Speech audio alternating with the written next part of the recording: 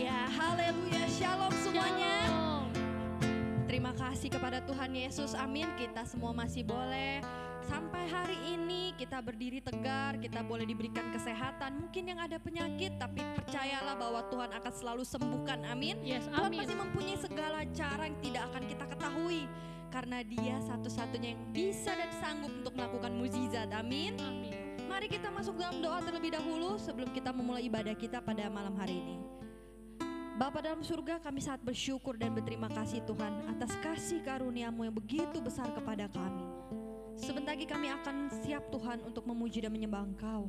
Dan kami mau untuk mendengarkan firman-Mu Tuhan. Kiranya Engkau selalu menuntun dan membimbing kami agar kami tetap berada di jalan yang terang Tuhan, bersama dengan-Mu. Sebab kami tahu Engkau tidak pernah meninggalkan kami Bapa. Kami serahkan ibadah kami semuanya hanya dalam tangan-Mu. Haleluya. Amin. Haleluya. Jemaat semua yang terkasih, saya mau menyapa. Mari kita sebutkan shalom dan haleluya dengan semangat, amin. Mari kita mulai shalom. Shalom. Haleluya. Haleluya. Yes, haleluya. Kita mau bangkit berdiri, kita mau angkat satu pujian bersama-sama. Kita mau pujian ini mengharukan dan menyenangkan hati Tuhan, amin.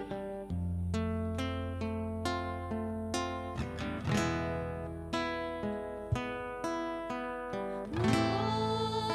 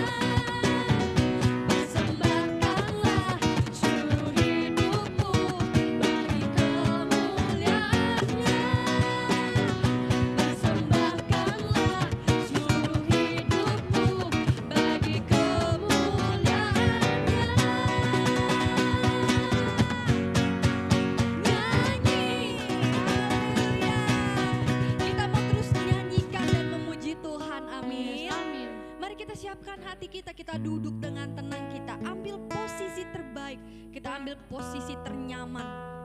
Sebab sebentar lagi kita akan mulai masuk dalam sesi penyembahan kita. Saya minta semua jemaat bisa duduk dengan tenang, kita siapkan hati dan pikiran kita. Kita arahkan, fokuskan untuk semua kepada Tuhan kita. Amin. Setiap hidup kita harus terus belajar untuk bersyukur, bersyukur, dan bersyukur. Apapun yang terjadi, permasalahan yang ada, mungkin kebahagiaan, kedamaian, sukacita dan duka cita, semuanya pasti kita lewati dalam hidup.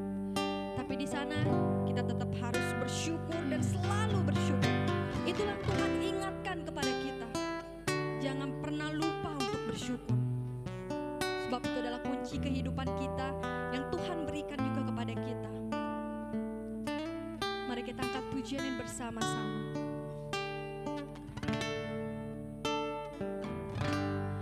Banyak yang kau perbuat di dalam hidupku. Rancangan indahmu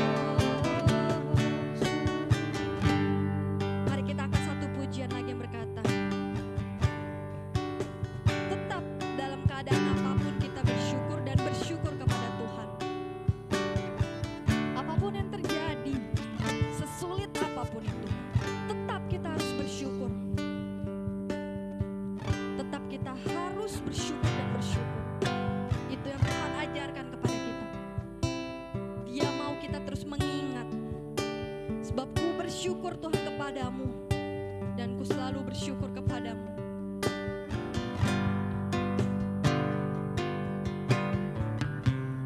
Dengan apa ku membalas kasih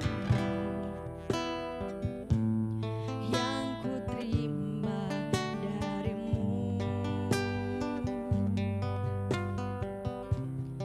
Dengan apa ku membalas cintamu.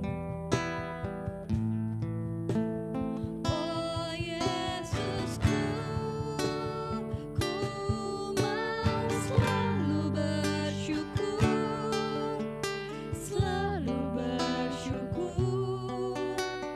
Kau Tuhan yang setia, yang selalu menopang.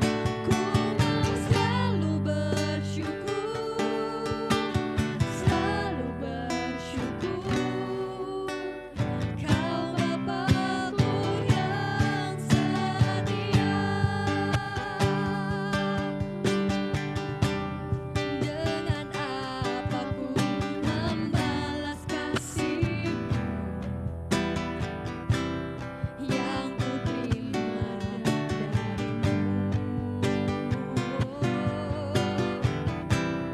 Dengan apa ku membalas cintamu.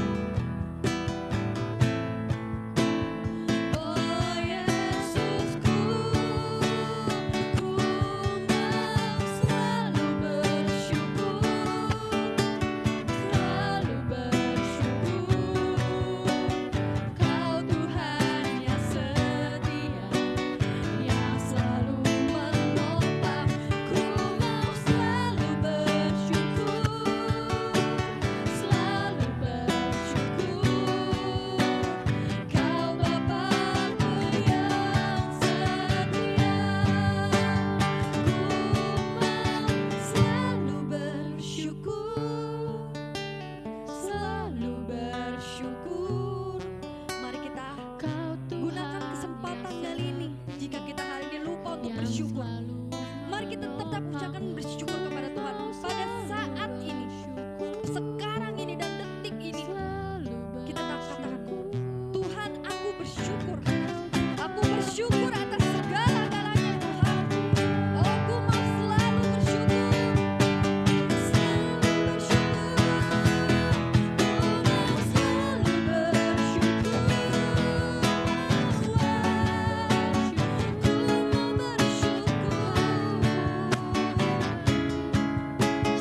yang selalu menopang.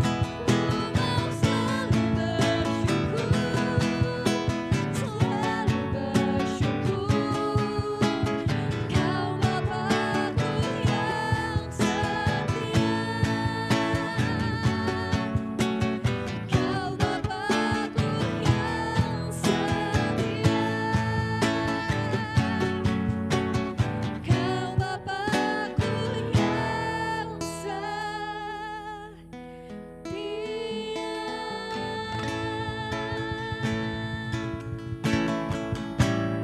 Kami bersyukur Tuhan untuk kesempatan yang boleh Kau berikan bagi setiap kami. Kau mengizinkan kami untuk boleh memuji dan menyembah untuk kemuliaan nama-Mu. Bapa, saat ini kami akan mendengarkan kebenaran firman-Mu. Siapkan hati kami, siapkan telinga kami untuk boleh menerima setiap firman yang disampaikan oleh hamba-Mu. Berkatilah hamba-Mu yang menyampaikan firman ini, biarlah setiap firman yang dikeluarkan boleh menjadi rema bagi kehidupan kami. Terima kasih Tuhan, terpujilah nama-Mu. Kami berdoa dan mengucap syukur. Haleluya. Amin. Haleluya, amin. Shalom, selamat malam jemaat GBK Guru yang dikasihi Tuhan. Apa kabarnya? Saya percaya semua dalam keadaan yang baik dan kita bersyukur atas penyertaan Tuhan yang luar biasa terhadap setiap kehidupan kita dan keluarga kita. Saya dengar hari-hari belakangan ini korban dari virus corona semakin meningkat. Oleh sebab itu, saya sebagai hamba Tuhan, saya ingin mengingatkan untuk saudara-saudara sekalian, jemaat-jemaat yang saya kasihi, yang saya sayangi, untuk memperhatikan protokol kesehatan. Jangan lupa kalau keluar rumah menggunakan masker, dan menggunakan masker di tempat yang tepat, harus menutupi hidung dan menutupi mulut. Jangan taruh masker di dagu, jangan lepas masker. Kalau tidak penting-penting sekali, saya harap jangan ada yang keluar rumah. Diam saja di rumah bersama dengan keluarga yang kita kasihi. Sering-sering cuci tangan dan jangan ada dalam kerumunan. Kita sendirilah, pribadi kita lah yang akan membantu bangsa ini, kota ini terbebas dari virus corona. Oleh sebab itu kita harus taat, percaya dengan pemerintah, kita harus dengarkan kata pemerintah. Kita sebagai anak-anak Tuhan harus taat kepada pemerintah yang sudah dipercayakan kepada setiap kita. Haleluya. Sebelum kita mendengarkan kebenaran firman Tuhan, mari kita bersatu dalam doa. Bapa dalam surga, terima kasih untuk malam hari ini Tuhan. Penyertaan-Mu kami rasakan luar biasa Tuhan. Kesetiaan-Mu kami rasakan begitu luar biasa Bapa. Kami bersyukur Tuhan. Tidak ada henti-hentinya dan tidak ada kata yang lebih baik untuk kami bisa bersyukur kepada Engkau. Karena Engkau begitu baik untuk setiap kami Tuhan. Terima kasih Tuhan, malam hari ini kami masih bisa diberi perkenanan untuk menyembah, memuji nama-Mu Tuhan. Dan kami mau duduk diam untuk mendengarkan kebenaran firman-Mu Tuhan. Bila firman yang kami dengar akan membuat hidup kami makin berubah ke arah yang lebih baik lagi Tuhan. Terima kasih Bapa, terima kasih. Hanya di dalam nama Yesus, haleluya. Amin, amin. Judul khotbah saya pada malam hari ini ialah kerjakan bagianmu dan Tuhan kerjakan bagiannya. Kerjakan bagianmu dan Tuhan akan mengerjakan bagiannya. Saya ambil dari Lukas pasal yang pertama, ayat yang ke-37. Ayat yang begitu singkat tapi sangat luar biasa sekali. Lukas pasal yang pertama, ayat yang ke-37, demikianlah firman Tuhan, sebab bagi Allah tidak ada yang mustahil. Amin. Haleluya. Saya ulang sekali lagi. Lukas pertama ayat yang ke-37. Sebab bagi Allah tidak ada yang mustahil. Bagi Allah tidak ada yang mustahil. Bagi Allah tidak ada yang tidak mungkin. Yang mustahil, yang tidak mungkin hanya bisa dikerjakan oleh Allah. Hanya Allah saja yang bisa mengerjakan yang mustahil, yang tidak mungkin. Artinya manusia terbatas dengan apa yang dapat dikerjakan tangannya. Manusia terbatas dengan apa yang dapat dikerjakannya. Oleh sebab itu, Tuhan mau kita mengerjakan yang kita bisa. Biar Tuhan yang mengerjakan bagian yang kita nggak bisa. Biar kita mengerjakan bagian kita, biar Tuhan kerjakan bagiannya. Karena bagian Tuhan kita nggak bisa. Kita mau serahkan dalam tangan Tuhan supaya Tuhan bisa buat itu menjadi lebih indah, lebih luar biasa. Haleluya. Kita harus belajar serahkan kepada Tuhan bagian Tuhan. Dan kita jangan serahkan kepada Tuhan saja, tapi kita harus kerjakan bagian kita. Lakukan yang kita bisa, yang kita gak bisa itu kita mau serahkan dalam tangan Tuhan. Kerjakan yang terbaik bagian kita, maka Tuhan akan kerjakan yang terbaik menurut caranya. Oke? Kita semua akan diberkati pada malam hari ini. Kuncinya adalah kerjakan bagian kita. Kerjakan bagian kita yang kita bisa, yang mungkin kita kerjakan, biar Tuhan kerjakan bagiannya.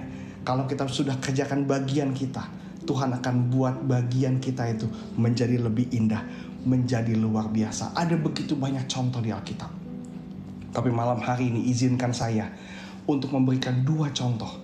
Satu dari perjanjian lama, satu dari perjanjian baru. Ada dua contoh dan dua tokoh yang saya mau jabarkan di malam hari ini.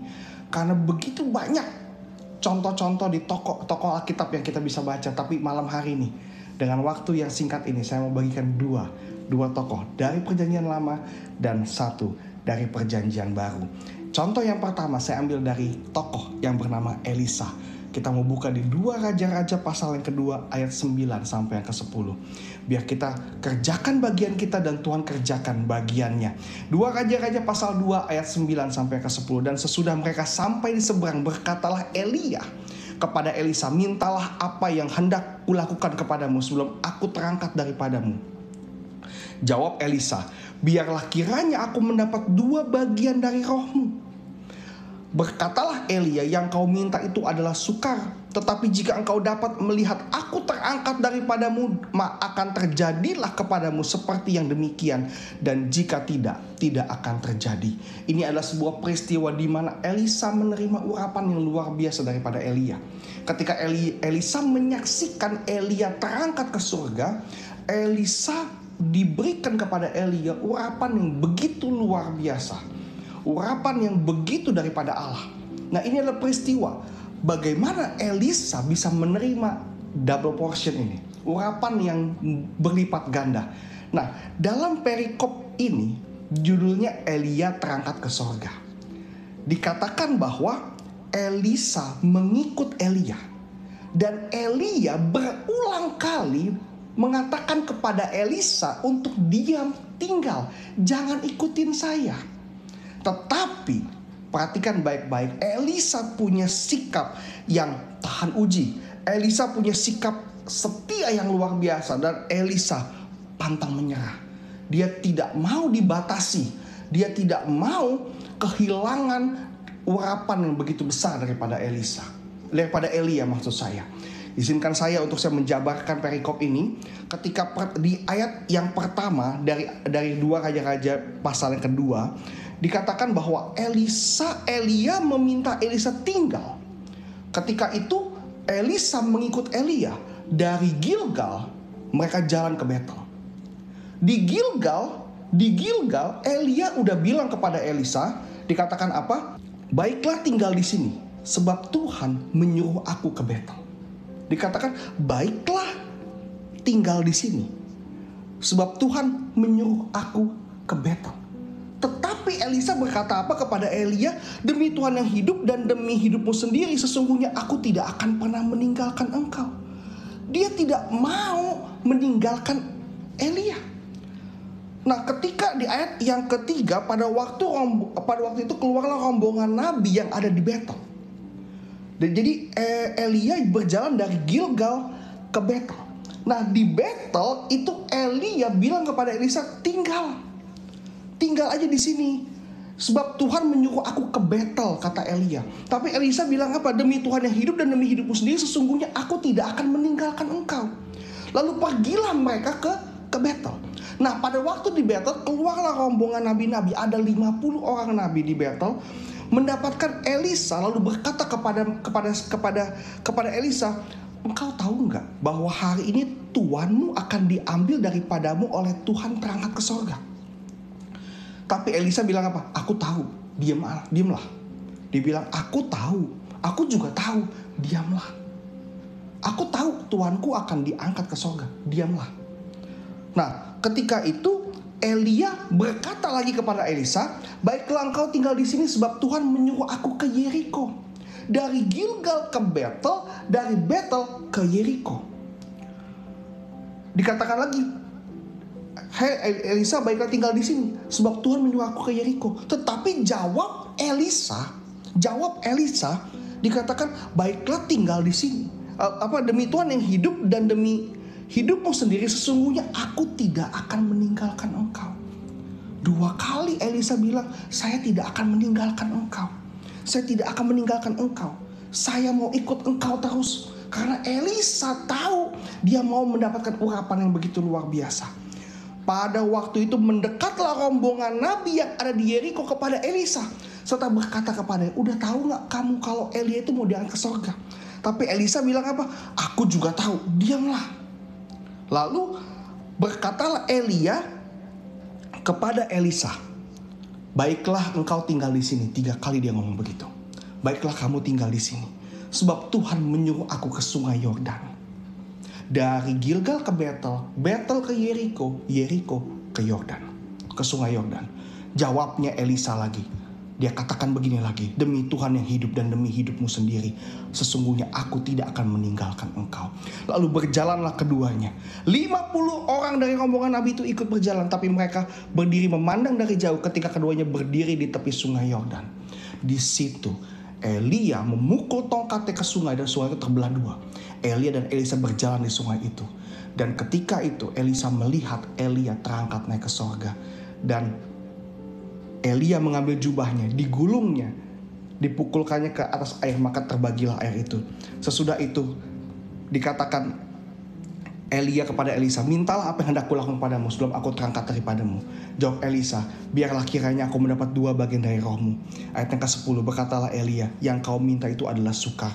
Tetapi jika engkau dapat melihat aku terangkat daripadamu, akan terjadilah padamu seperti yang demikian. Dan jika tidak, tidak akan terjadi. Dan Elisa melihat itu semua, dan Elisa mendapat urapan yang begitu luar biasa. Kita mau perhatikan kehidupan Elisa. Begitu dia kekeh, begitu dia benar-benar ngotot untuk ikut Elia kemanapun Elia pergi. Ini melambangkan sikap yang tahan uji. Dia tahu bahwa Elia sedang menguji dia. Karena Tuhan yang menunjuk Elia berangkat ke Gilgal. Gilgal itu posisi di paling timur. Nah, Betel itu di barat. Jadi dari Gilgal ke timur, mereka ke Betel, ke barat. Nah, dari barat Betel, mereka ke Yeriko. Yeriko adanya di mana? Di timur, dekat Gilgal. Jadi dari timur dia ke barat, dia ke timur lagi, lalu udah ke Yeriko. Elia bilang apa? Aku mau ke Yordan. Tuhan suruh aku ke Yordan. Yordan itu di sebelah timur. Jadi dari timur ke barat, ke timur dekat, ke timur jauh lagi. Elisa itu dia anak dari seorang saudagar. Elisa itu adalah dari keluarga yang cukup berada, cukup kaya. Dan Elisa adalah seorang cendekiawan, dia seorang yang pintar sekali. Dia seorang yang pintar, dia seorang yang punya harga diri yang luar biasa. Tetapi dia mau tahan uji, dia mau setia kepada Elia. Elia bawa dia kemana, dia ikut.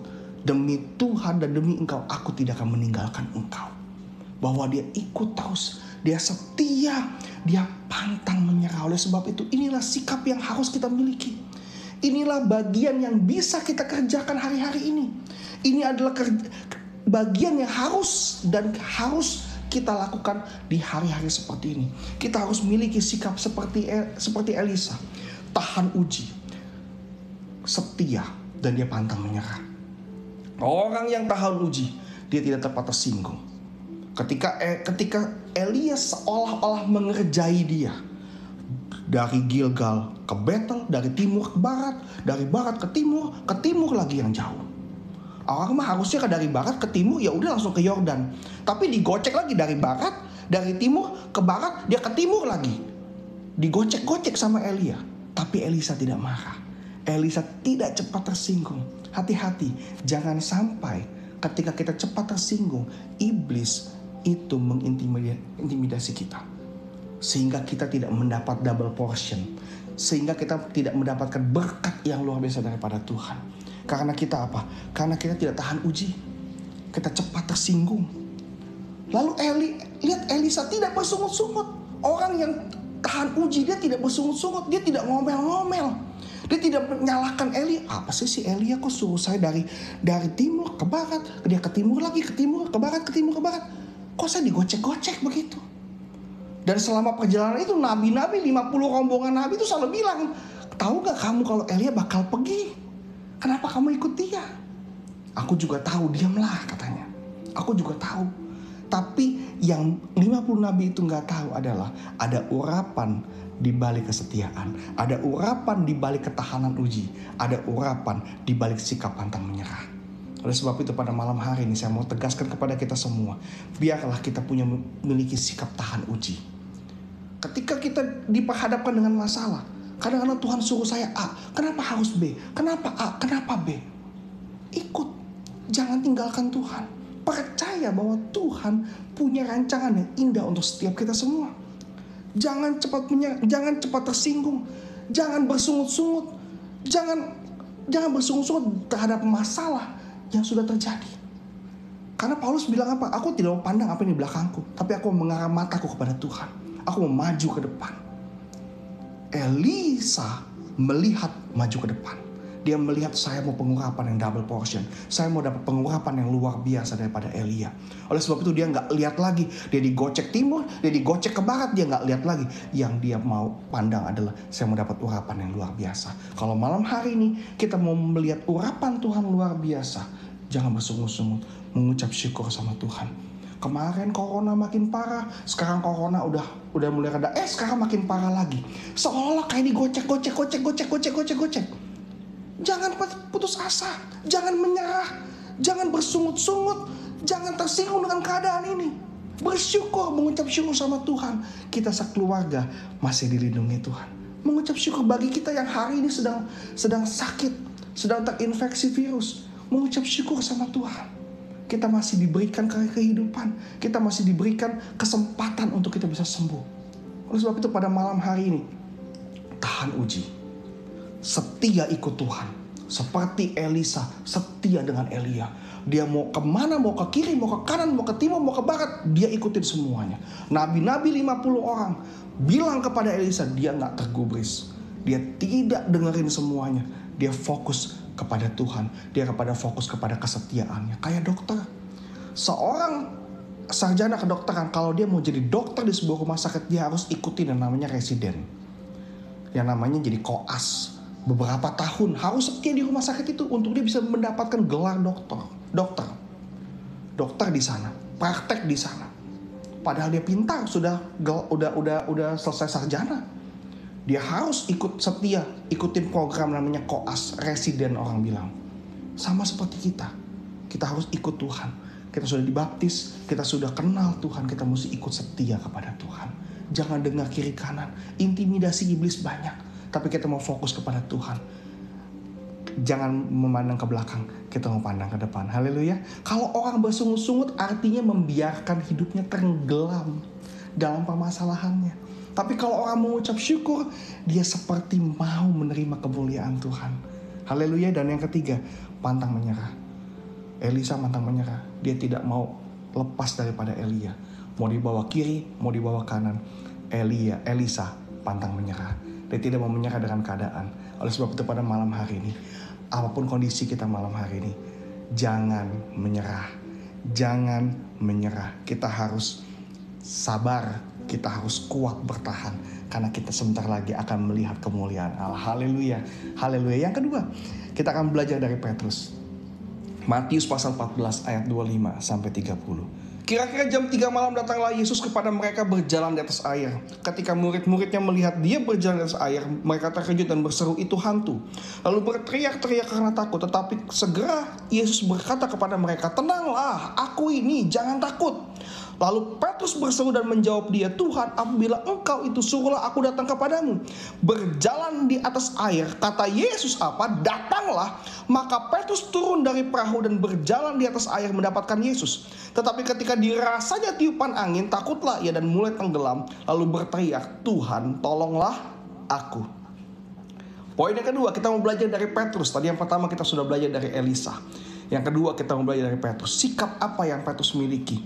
Apa yang Petrus kerjakan bagiannya sehingga Tuhan mengerjakan bagian yang luar biasa untuk Petrus. Saya mau tanya, ketika Petrus minta Tuhan, apabila engkau itu, suruhlah aku datang kepadamu berjalan di atas air. Yang Petrus minta itu mustahil apa tidak mustahil? Yang Petrus minta itu mustahil apa tidak mustahil? Yang Petrus minta itu mustahil bagi manusia, tapi mungkin buat Tuhan. Izinkan saya untuk saya menceritakan kronologis Matius pasal 14 ayat yang pertama sampai yang ke-30.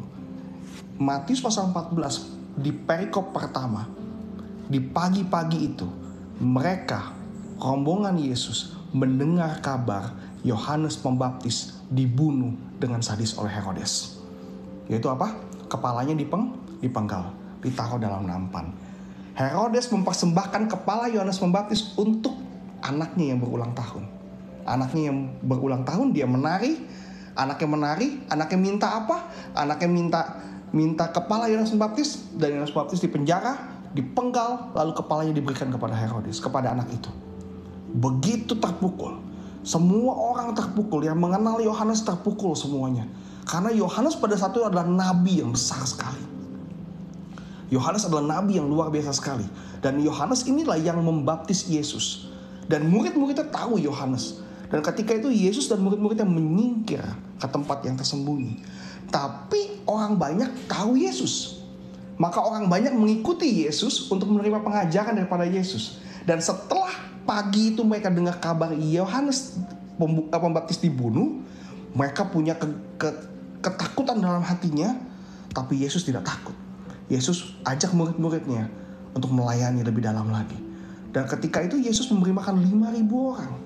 Bayangin, setelah tahu paginya berita yang duka cita luar biasa, sore-sorenya Yesus mengajar 5.000 orang. Tadi pagi stres, takutan. serem bahwa rekan pelayanannya dibunuh. Murid-muridnya depresi. Lalu mereka kelelahan secara fisik. Udah pikiran lelah, fisik lelah. Betul ya? Udah pikiran lelah, fisik lelah. Setelah melayani 5.000 orang, Yesus pergi ke danau. Dan di danau itu terombang-ambing oleh angin sakal. Udah capek pikiran, capek fisik, terancam maut pula.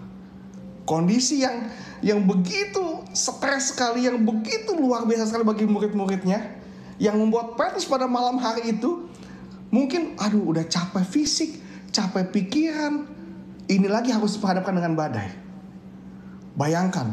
Bayangkan, tapi perhatikan baik-baik. Yang Petrus minta luar biasa. Dia katakan apa? Tuhan, apabila Engkau itu, suruhlah aku datang kepadamu, berjalan di atas air. Kata Yesus, datanglah. Yang Petrus minta, yang Petrus lakukan adalah ia meminta kepada Tuhan. Ia berdoa kepada Tuhan. Dia tidak berdoa untuk badai diredakan. Betul tidak? Kalau saya jadi Petrus, mungkin saya bilang sama Tuhan, Tuhan redakan badai ini Tuhan. Jangan susah, jangan das air, karena kamu mungkin manusia berjalan das air. Tapi saya mungkin bisa minta sama Tuhan, Tuhan redakan badai ini Tuhan. Badai ini terlalu besar buat saya. Badai ini terlalu besar, tolong Tuhan. Hari ini terlalu berat untuk saya Tuhan. Hari ini saya pagi-pagi dengar kabar Yohanes Baptis dibunuh Tuhan.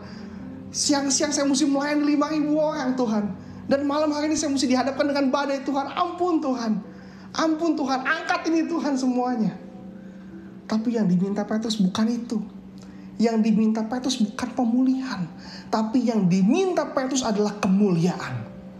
Dia bilang sama Tuhan, kalau itu Engkau Tuhan, suruhlah aku datang kepadamu, berjalan di atas air. Kata Yesus apa? Datanglah. Come. Pada malam hari ini, mungkin kita sedang dalam posisi yang saya sudah mulai bisnis, tapi kena corona. Udah mulai coronanya reda, saya mulai bisnis lagi, tapi mustahil coronanya datang lagi. Kita sudah stres, tekanan keuangan yang luar biasa. Saya mesti cari uang yang banyak karena ada anggota keluarga saya yang sakit. Begitu luar biasa, tekanan dari kiri, tekanan dari kanan. Mungkin dalam hati kita ketika kita berdoa sama Tuhan, Tuhan angkat ini semua Tuhan. Tuhan tolong saya redahkan corona ini Tuhan. Jangan minta pemulihan, tapi minta kemuliaan daripada Tuhan. Katakan kepada Tuhan, Tuhan aku sanggup, Tuhan aku bisa, Tuhan aku mau, Tuhan aku bisa melakukan perkara-perkara yang mustahil bersama dengan Engkau. Biar kata corona ada, biar kata kondisi lagi sulit, tapi aku percaya kalau aku berjalan dengan Engkau, aku bisa melintasi badai-badai yang hari ini ada. Haleluya, amin. Ya, jangan minta pemulihan. Kalau kita minta pemulihan, hanya kita minta pemulihan, Tuhan redakan badai ini Tuhan. Besok ada badai lagi, kita pasti akan minta lagi pemulihan yang sama. Tapi kita minta kemuliaan dari Tuhan. Sehingga kalau besok ada badai, ada topan, ada apapun juga, kita bisa menang bersama dengan Tuhan. Karena kita tahu kapasitas kita, level kita semakin bertambah ketika kita dekat dengan Tuhan. Oleh sebab itu, yang kita bisa kerjakan hari-hari ini, jangan menyerah. Jangan putus asa. Setia ikut Tuhan. Tahan uji. Jangan bersungut-sungut. Jangan mudah tersinggung. Jangan mudah menyerah dengan keadaan ini. Lalu minta kemuliaan daripada Tuhan. Saya mau beritahu, ketika Tuhan memberikan mukjizat, pasti itu di tengah-tengah krisis. Pasti Tuhan berikan itu di tengah-tengah krisis. Oleh sebab itu, tepat waktu hari ini kita sedang dalam kondisi yang sedang krisis, kita berseru kepada Tuhan, minta kemuliaan daripada Tuhan. Tuhan mampukan saya untuk saya bisa menghadapi segala sesuatu. Tuhan mampukan saya untuk saya bisa berjalan di atas badai ini, di atas laut ini, di atas badai yang bergelora ini. Aku bisa menang karena aku bersama dengan Engkau. Haleluya, haleluya. Biar kita kerjakan bagian kita dan Tuhan kerjakan bagiannya. Biar kita kerjakan yang kita bisa dan Tuhan akan kerjakan bagian yang kita gak bisa. Kalau posisi kita saat ini sedang susah, kita gak mau belajar, kita gak mau kerja, kita gak mau usaha, cuman berdoa aja, minta sama Tuhan, percuma. Iman tanpa perbuatan hakikatnya mati. Kalau kita kerja cuma tidur-tidur aja, cuma santai-santai aja, kita mau punya rumah bagus, kita mau punya kerjaan sukses, halo bangun. Tidurnya terlalu miring saudara, tidurnya terlalu miring, bangun. Kita harus belajar, kita harus kerja dengan giat, kerja dengan baik. Kalau kita mau usaha makanan, kalau kita saudara-saudara mau buka usaha makanan, pilih makanan yang tepat, pelajari makanan itu, buat. Jangan takut gagal, karena gagal itu perkara besok. Gagal itu perkara belakangan. Tapi kita harus coba dulu. Belajar berani untuk mencoba. Belajar mencoba karena Tuhan akan menyertai setiap kita. Anak-anak Tuhan jatuh gak sampai tergeletak. Tuhan menopang tangannya. Haleluya, haleluya. Malam hari ini biar saya mau bilang ini sama kita semua. Gagal bicara besok. Gagal bicara nanti. Kita gak tahu gagal sekarang. Tapi yang kita bisa, kita mau lakukan dulu. Urusan customer datang nanti itu urusan Tuhan. Haleluya. Itu urusan Tuhan. Ketika Tuhan suruh Petrus untuk tebarkan jala, lakukan yang Petrus bisa. Tebar jala aja. Jangan tanya, aku udah semalam-malaman nih cari ikan gak dapet. Iya, Tuhan tahu kalau lu dapet ikan banyak, lu gak mungkin muka lu sebete itu. Betul tidak? Tuhan tahu kamu gak dapat ikan. Yang kamu bisa apa? Tebarkan. Karena itu pekerjaan Petrus. Dia adalah seorang nelayan. Tebarkan. Apa kerjaan kita hari ini? Kerjakan dengan baik. Kerjakan dengan benar. Kita jangan diam aja. Kalau pintu yang tertutup, buka pintu yang lain. Karena Tuhan akan buka jalan bagi setiap kita yang berusaha. Untuk nanti diberkati apa tidak diberkati, Tuhan pasti berkati setiap kita. Haleluya. Karena kita jangan pikir yang kemarin, jangan pikir yang masa lalu. Mengucap syukur sama Tuhan. Kerjakan yang kita bisa. Ketika itu Tuhan bilang sampai itu apa? Tebarkan jalamu. Tebarkan jalamu. Pergilah ke tempat yang lebih dalam. Tebarkan jalamu. Maka Petrus mengangkat ikan sampai 2 perahunya hampir penuh. Pergi ke tempat yang dalam artinya lebih dalam bersama dengan Tuhan. Lalu tebarkan jalamu adalah lakukan apa yang kau bisa. Lebih dalam bersama dengan Tuhan, tebarkan jalamu, lakukan yang kau bisa. Maka kita akan melihat kemuliaan Allah. Haleluya. Malam hari ini saya percaya setiap jemaat-jemaat Tuhan diberkati luar biasa. Haleluya. Amin. Amin. Untuk kebenaran firman Tuhan, mari kita berdoa. Bapa dalam surga, terima kasih untuk malam hari ini Bapa. Engkau Allah yang baik, begitu luar biasa Tuhan. Kami bangga punya Allah seperti-Mu Tuhan. Allah yang bisa melakukan begitu banyak hal yang luar biasa. Biarlah Tuhan mampukan kami Tuhan untuk kami mengerjakan apa yang kami bisa. Mengerjakan apa yang menjadi bagian kami Tuhan. Biar seterusnya kami serahkan dalam tangan-Mu Tuhan. Biar Engkau yang buat apa yang Kau pandang baik untuk hidup setiap kami Tuhan. Kami anak-anak-Mu Tuhan, Engkau tidak akan pernah biarkan kami sendirian Tuhan. Engkau adalah Bapa kami adalah anak-anak-Mu. Engkau tidak akan menelantarkan kami Tuhan.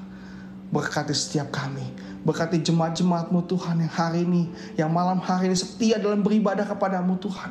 Mereka yang setiap ibadah, mereka duduk diam untuk mendengarkan sabda-Mu, untuk bernyanyi, untuk memuji, menyembah-Mu Tuhan. Perhatikan hidup mereka, Kau berkati mereka luar biasa Tuhan. Dengan kesetiaan mereka Tuhan. Dengan kesetiaan mereka mengikut Engkau Tuhan, Kau gantikan Tuhan. Jerilah mereka. Karena perhitungan-Mu tidak pernah salah Tuhan. Terima kasih Tuhan, terima kasih untuk malam hari ini jemaat-jemaat Tuhan. Angkat 2 tangan-Mu. Terima berkat daripada Allah Bapa, cinta kasih dari Anak yang tunggal Tuhan Yesus Kristus menyertai hidup. Menyertai hidup-Mu, hidup keluarga-Mu, pekerjaan-Mu. Semua dalam perlindungan tangan Tuhan. Sehingga apa yang Kau perbuat dengan tangan-Mu berhasil.